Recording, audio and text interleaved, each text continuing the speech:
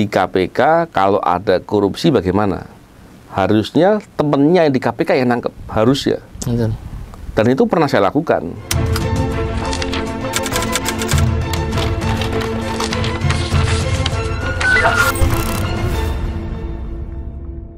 Assalamualaikum warahmatullahi wabarakatuh.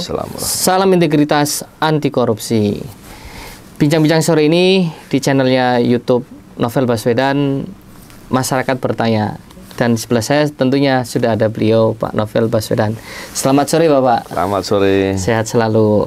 Alhamdulillah, sama-sama. Untuk hari ini ada beberapa pertanyaan dari masyarakat sekitar, Pak. Ingin bertanya tentang anti korupsi, Pak. Iya. Mari ini, Pak, ada dari penjual duku. Oh.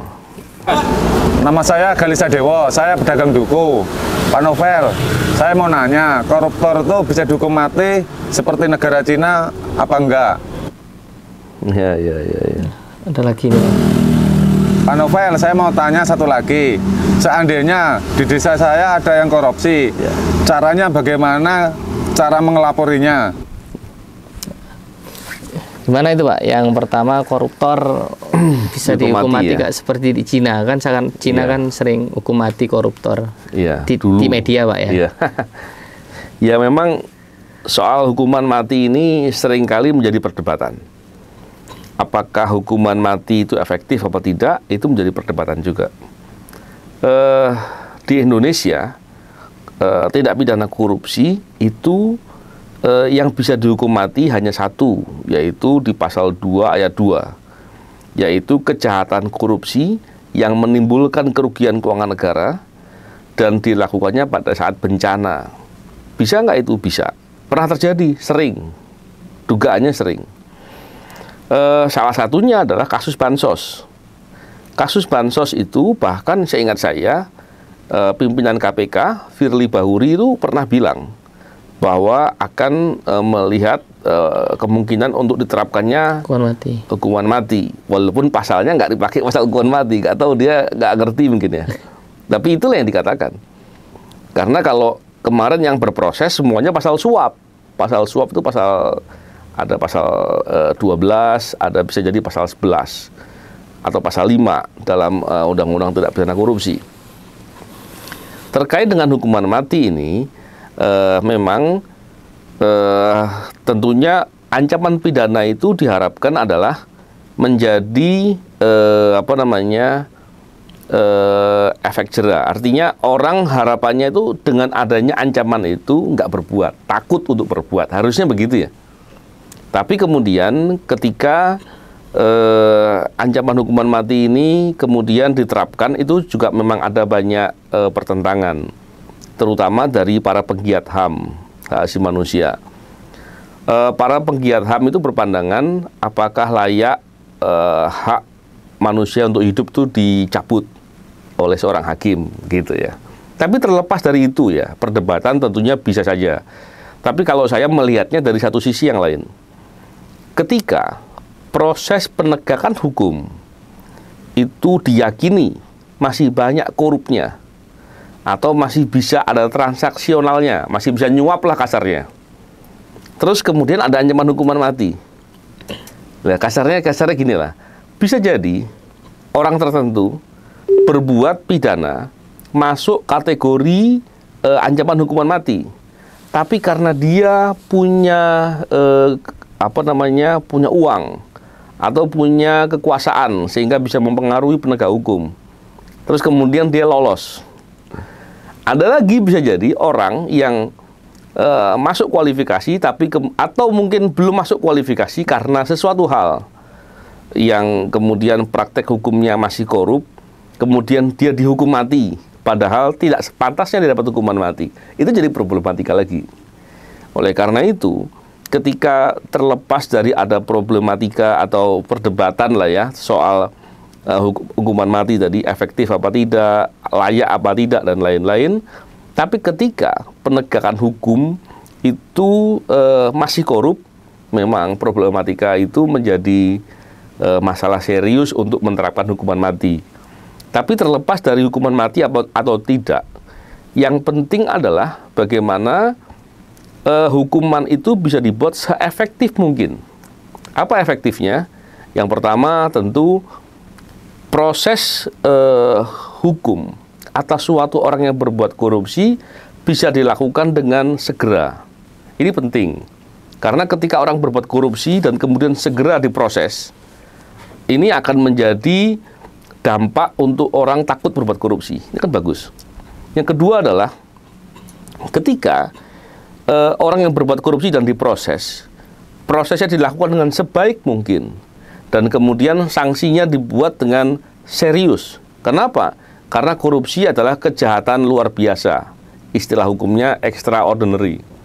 Ketika kejahatan itu kejahatan yang luar biasa, maka hukumannya harusnya berat. Ketika hukumannya berat, harapannya dianya kapok, orang lain jadi takut untuk berbuat, sehingga menjadi efektif itu hukumnya. Nah, ini poin penting. Dan yang ketiga adalah ketika orang berbuat korupsi, karena pastinya ya, korupsi kan pastinya cari uang ya.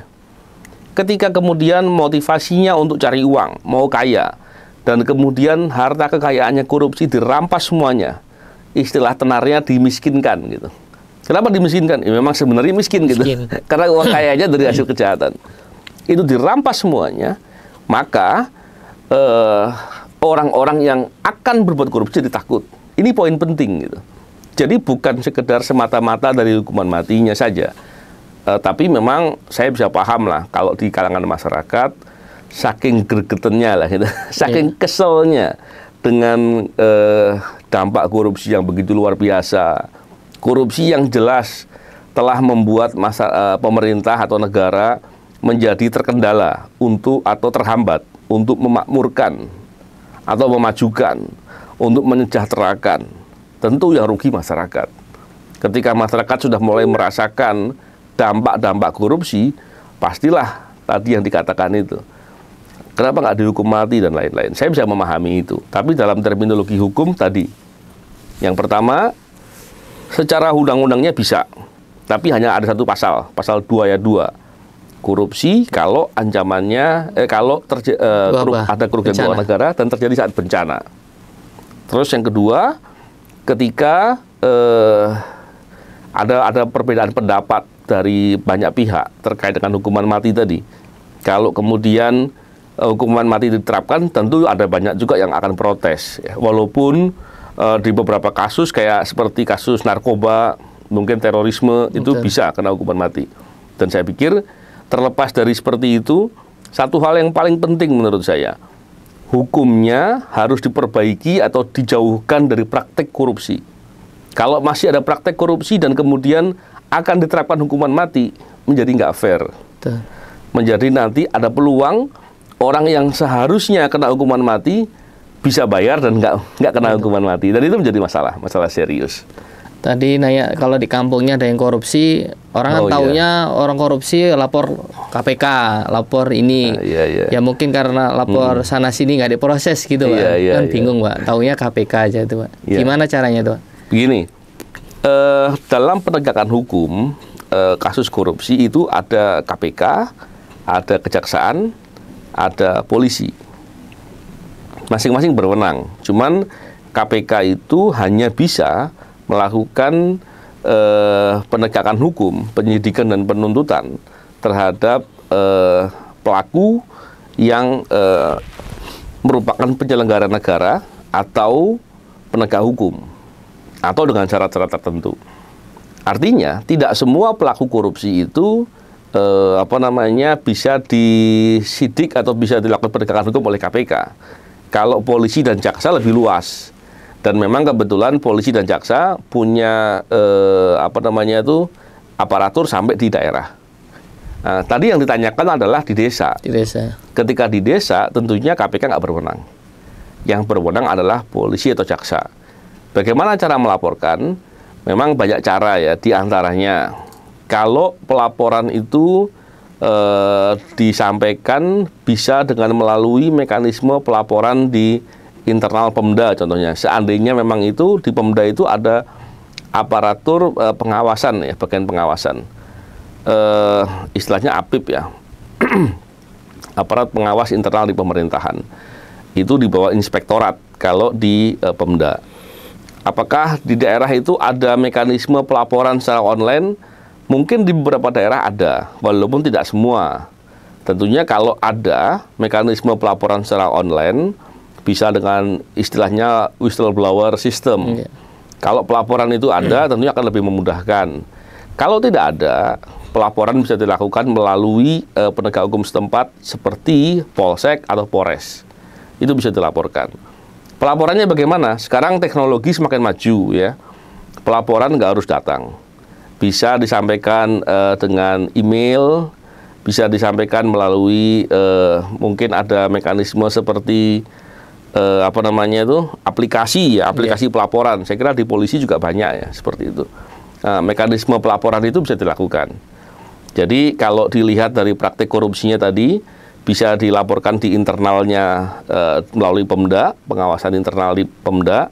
Harapannya dengan begitu mereka akan bisa segera memperbaiki, atau dilaporkan dalam proses penegakan hukum pidana, itu di kepolisian atau di kejaksaan, kalau di desa ya. Karena apa? Sekarang ini kan ada dana desa dan banyak juga bantuan-bantuan yang langsung diarahkan oleh pemerintah pusat ke desa. Harapannya agar bisa mengurangi birokrasi yang di tengah. Dengan begitu potensi korupsi menjadi lebih kecil. Betul. Tapi akhirnya praktek korupsi juga terjadi di desa. Ini jadi problem lain lagi. Yang dibantu malah saudaranya sendiri. Betul. Malah prioritasnya kan. Apakah diambil untuk dirinya sendiri atau disalurkan dengan tidak efektif dan lain-lain? Ya ini hal yang tentunya bisa diawasi sama-sama. Jadi ketika tadi dari masyarakat ada yang memberikan perhatian soal itu penting. Karena kalau tidak diberikan pengawasan bersama, yang rugi nantinya kita. Betul. Tapi kalau terus dilakukan pengawasan, ada yang nggak beres dilaporkan melalui banyak cara lah, mekanismenya seperti apa, seperti yang saya katakan tadi. Harapannya orang yang berpeluang untuk berbuat korupsi, maka dia akan berpikir beberapa kali lipat untuk berani berbuat. Kembali lagi ke penegak hukumnya Pak ya, harus berintegritas ya Pak ya. Iya, betul. Siap. Kita lanjut ke penanya dari masyarakat nih Pak. Pak Novel, saya mau bertanya, pejabat-pejabat sekarang kan banyak yang koruptor. Kok bisa menjadi pejabat? Gimana Pak Novel? Nah ini Pak, ada pertanyaan dari Bapak Ojol nih Pak. Banyak pejabat yang sudah terjerat koruptor, bahkan sudah dihukum, keluar lagi, dan dia bisa jadi wali kota, bahkan jadi komut, bisa jadi komisaris. Itu gimana? Apa nggak ada lagi orang masyarakat Indonesia yang baik atau yang punya integritas gitu Pak?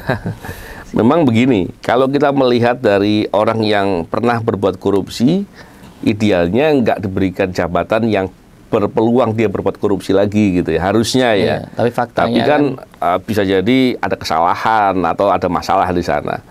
Tentunya saya nggak bisa komentarin di situ ya, tapi itu nggak dibenarkan lah, nggak pantas lah ya gitu. Tapi terlepas dari tadi yang ditanyakan tadi, mungkin masyarakat juga sudah banyak yang melihat. Banyak pejabat-pejabat tertentu, kalau kita lihat pejabat bilangnya gajinya kecil gitu. Tapi ketika dilihat dalam prakteknya ternyata kaya raya. Betul. Sehingga masyarakat seringkali mengira atau menduga bahwa wah ini mesti korupsi ini ya. Seringkali begitu. Nah ini yang kemudian masyarakat tadi yang bertanya, kemudian akan melihat bahwa ini kok banyak pejabat yang korupsi dipilih lagi dan seterusnya dan lain-lain. Nggak ada calon nih Pak. Ya memang saya tentunya kita semua tahu ya bahwa dalam proses pemilihan pejabat, terutama pejabat yang dipilih dalam mekanisme politik, ini kan seringkali kemudian menjadi dilema. Di satu sisi katanya pejabat untuk menyalonkan diri atau masuk dalam mekanisme proses pemilihan keluar uang banyak, katanya begitu. Walaupun mestinya nggak boleh begitu kan.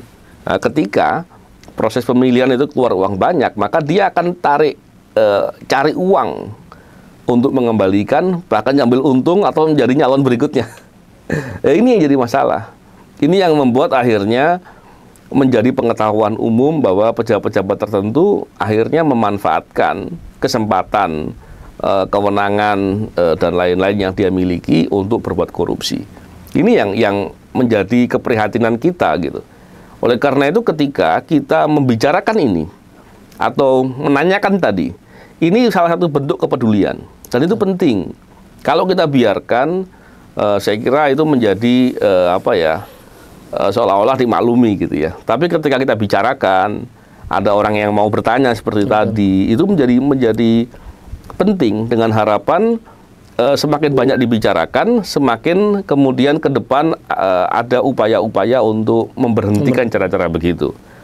Idealnya sih, kalau untuk menjadi pejabat publik, tidak perlu harus bayar lah gitu ya. Betul. Tapi ketika dia bayar, maka dia akan mencari uang kembalian.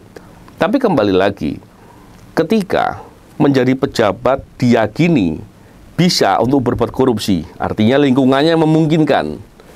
Kalaupun kemudian ketangkep, dia masih yakin di proses penegakan hukum akan bisa selamat. Setidak-tidaknya hartanya nggak habis, nggak hilang. Maka orang akan berbuat. Tapi seandainya pun menjadi pejabat publik itu dimintain uang dalam mekanisme proses politik seandainya. Tapi peluang dia mengambil kembalian itu sulit karena sistemnya sedemikian bagus. Aparatur-aparatur di sekitarnya memberikan pengawasan yang efektif. Dan penegakan hukumnya berjalan baik. Orang berpikir mau bayar, ngapain bayar? Kan logikanya begitu. Tapi ketika dia yakin, dia bisa mengembalikan uang tadi dengan mekanisme, dengan cara-cara korupsi yang dia lakukan, dan dia yakin itu bisa dia lakukan. Ditambah lagi, seandainya pun ketahuan atau tertangkap, maka dia yakin dia akan lolos, atau setidak-tidaknya kalaupun menjalani hukuman, bisa mendapatkan pengurangan hukuman, dapatkan kenyamanan, hartanya nggak diambil semuanya, diambil sebagian kecil.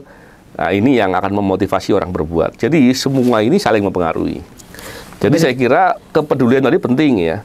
Dan kepedulian itu kita dorong terus agar ke depan orang semakin sadar bahwa kepentingan untuk saling mengawasi ini menjadi kebutuhan kita semua.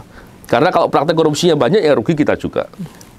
Tadi satu hal yang ingin saya komentarin juga terkait dengan adanya pejabat yang menunjuk orang yang mantan koruptor untuk menjadi atau memimpin suatu tugas-tugas tertentu atau mengelola BUMN lah atau apapun lah.